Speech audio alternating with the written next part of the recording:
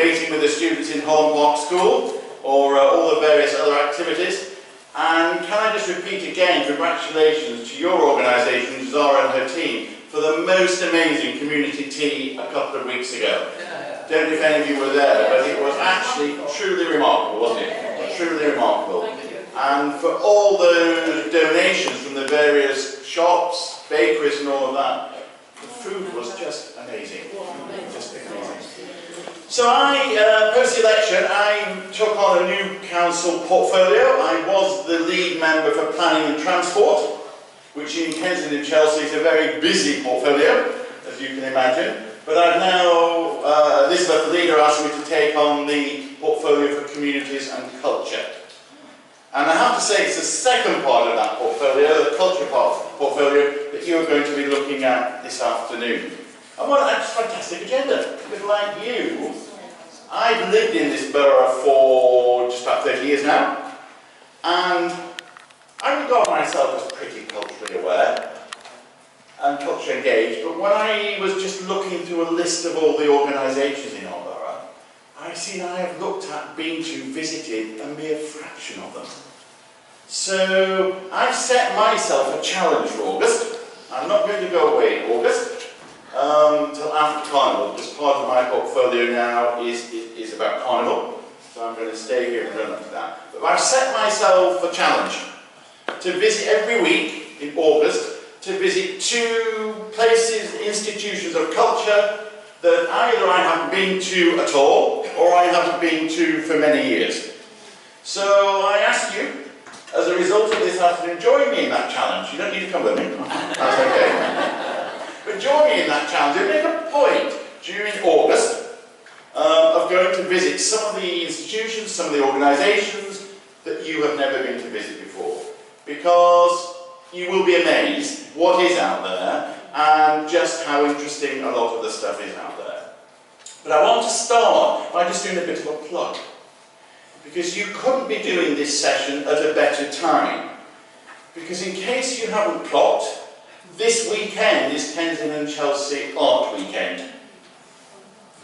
And right across the borough on Saturday and Sunday are a whole host of different activities, different events, different exhibitions. To go over 60 organisations are taking part in this first ever Kensington and Chelsea Art Weekend. And I'll just read you the initial sort of blurb on it. The borough of Kensington and Chelsea has an artistic heritage that encompasses some of the best and brightest creative names. From South Kensington's Museum Quarter to the bustle of the King's Road and the urban bonhomie of Notting Hill. To the modern elegance of the Design Museum, a journey through Kensington and Chelsea is a journey through cultural history.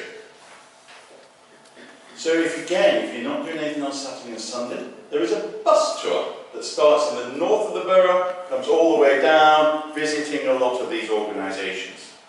And when you get on that bus tour, there is a running commentary. And I want you to listen out very carefully for the beginning of that running commentary, because as you listen to it, you might recognise the dulcet tones of somebody you've seen here today doing the introduction. But I think that is a great, it's the first one. It's not being organised by the council, it's been organised by the arts organisations across the borough. I think the Design Museum has got something on this weekend on it as well. So, seek her out and about and try and engage in that. So,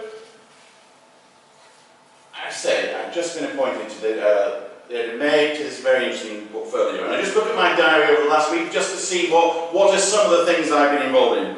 On Thursday night, I was at the press launch of Carnival. Next week, we've got the residents meeting before Carnival to discuss some issues with residents. I was last week, made a little video for Leighton House Museum. They're just about to embark on a major project, which no doubt you will hear about later on this afternoon. And they've just been awarded a £1.6 million grant from the National Lottery to help with that. I met with the Exhibition Road Culture Group. That's a sort of umbrella organisation for all the cultural institutions around Exhibition Road, the museums, the Elysee, all those various organisations around there. I've been involved in this Kensington and Chelsea Art Weekend, and I chaired a panel who've chosen, I don't know if any of you know, at the very top of Portobello Road there's a wall with an art installation, and that's renewed every year. So a group of residents and local people were looking at the applications for that and appointing the person who's going to have that wall for next year. So a really very interesting job. And I mean, it's easy, isn't it, to talk about culture, to look at culture as just something very nice. Something we go to occasionally, something we look at occasionally. But I think culture is much, much more than that, isn't it? It is about what is at the heart of the type of borough that we want to live in. It's about what sort of place we want as residents of this borough to live in, to enjoy and to engage.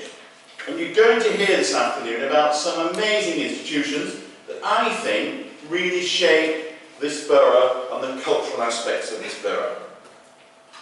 As I say, I've lived here for a long time now, not as long as many people in this audience, I'm sure, because I wasn't born in KNC. But I, though visit many of them, still have lots and lots of places to visit. And when I look at culture in the round, I tend to look at it in 4 different aspects of culture. We've got culture for leisure.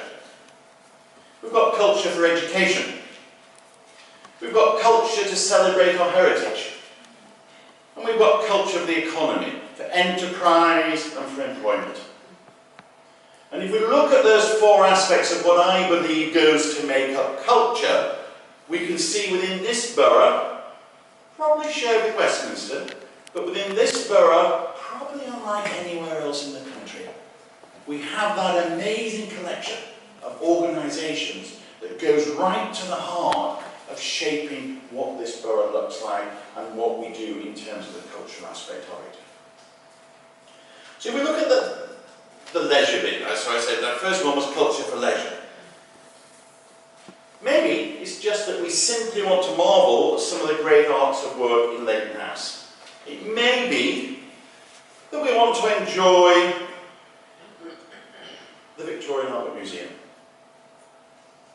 It may be that we want to attend a proms conference at the Royal Albert Hall. Now I appreciate it, before someone corrects me, the Royal Albert Hall isn't quite in Kensington and Chelsea. It's just over the border in Westminster. And I know to my cost, because on one or two occasions, I've learned now, but on one or two occasions when I parked my car behind the Royal Albert Hall, I thought I was parked on a KNC residence permit to come out at the end of the conference, having had a lovely time, but to find a parking ticket from our darling resident neighbours in Westminster. But we have that there, and they're just about to start the prom season on it.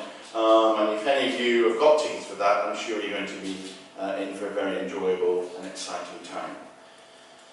So culture is there for leisure. It's there to entertain us, it's there to amuse us, it's there to excite us. But culture is also there for education. And one of the great things of having so many of these institutions in our borough is the many outreach projects that these institutions get involved in. I'm sure you're going to hear some of these this afternoon. There's a lady from the Royal College of Music here. Yeah. I was at an event the other day, and there's a gentleman who heads up the outreach team talking to me about the programme they do in schools. Fascinating, amazing, and how they use music to help people develop and grow. So you may have been involved over the years in many of those numerous outreach projects. Opera Hall Park, great outreach project. The outreach projects from museums. Also, if you've never been to the Museum of Brands and Marketing, that's somebody ringing, your ticket's ready, sir, for the V&A. If you've never been to the Museum of Brands and Marketing, just off Ladbroke Road, leave here early and go. It is fascinating. It will really take you down a trip down memory lane. You'll see all the old labels, all the old packaging from your childhood memories. Fascinating. It's in London, where London Lighthouse used to be. It's in that building there. Fascinating. And you will learn a lot. You will learn a lot. Chelsea Physic Garden.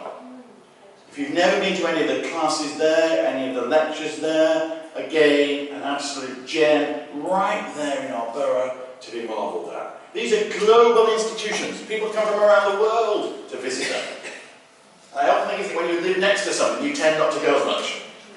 I lived in Hong Kong for 3 years, and I had some friends, as I was the last 2 or 3 weeks before I was there, had some friends came to stay with me, and I saw more in those 2 weeks, the last 2 weeks of my time out there, than I had done in the 3 years of living there, because I wasn't a tourist, was I? I lived there, didn't do tourist things. But do go and enjoy these things. So we have, as I say, culture for leisure, culture for education, culture also for heritage, to celebrate our heritage.